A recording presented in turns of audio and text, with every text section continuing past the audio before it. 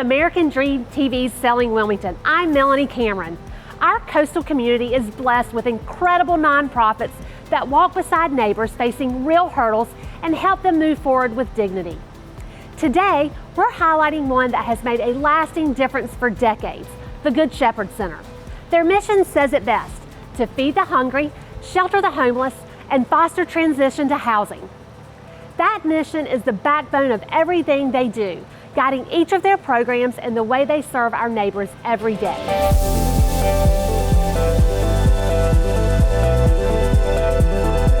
I'm joined now by Katrina Knight, Executive Director with the Good Shepherd Center. Katrina, thank you for having us. Thank you so much for being here and for helping folks learn more about Good Shepherd Center. Oh, we're happy to do so. It's wonderful to be here and to see in person how your organization is impacting our community. Good Shepherd began as a soup kitchen in 1983, and to this day, food is often the first point of connection. For someone meeting Good Shepherd for the first time, what role does food play across the center today, beyond the meal itself? Food is essential really to our safety net offerings. We did begin as a modest little feeding effort more than 40 years ago. We grew into a bona fide soup kitchen pretty soon, and today we still offer that program. And so in a year's time, we can provide over 130,000 hot meals to our hungry neighbors. So that's probably the thing that people know us the most for.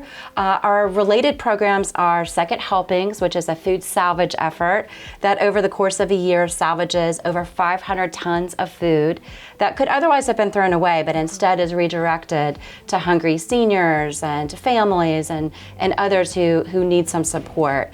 And then the last piece, early in COVID, we found the need to introduce some sort of low contact kind of offering. And so we've decided to continue it, and we still have a weekly grocery giveaway so that folks can just drive up or walk up and be handed grocery staples for their own pantry back home. Tell us about your shelter options for people who need a safe place to live. We do serve a real diversity of folks who have lost their housing for one reason or another. And so for over 20 years, we have had a day shelter here on our main campus where people who have been long-time homeless or who are new to homelessness can come in, get out of the weather, access all of the things that we take for granted when we have housing. So that's access to bathrooms and showers, clothing and food. It's help reestablishing your identification if you've lost all your important paperwork. We also have a night shelter that is about 20 years old now that we added to provide overnight beds for men, for women, and for families with children. And so for many months now and currently, we have sheltered over 100 adults and children every night of the year. Together, those are an important effort to be that safety net for our neighbors in their time of crisis. We want them to have a safe place to come in, to regroup, to get their wits about them, and then to begin to work with us on a plan for moving up and out and back to stability again.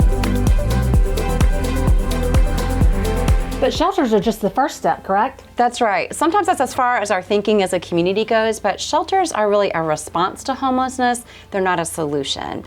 Ultimately, there's no greater prevention of housing crisis than having enough affordable housing in our community.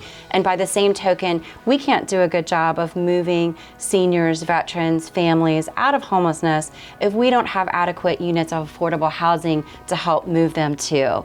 And so we've tried for more than 2 decades now to be what we call a different kind of shelter. We want to be that safety net for our neighbors in their time of crisis, but maybe more importantly, we also want to bring volunteers and supporters and our team together to help our neighbors in crisis say goodbye, move back to housing, and stay there again. And we do that a couple of different ways. We are what's called a rapid rehousing provider. So we have a team of 4 what we call case manager / housing specialists, and they have the very difficult but important job of everyone in our day shelter or our night shelter. They are in a caseload. We are working diligently with them to figure out what would that path back to housing look like for that individual or that household. And then another really critical piece, we are a permanent supportive housing provider.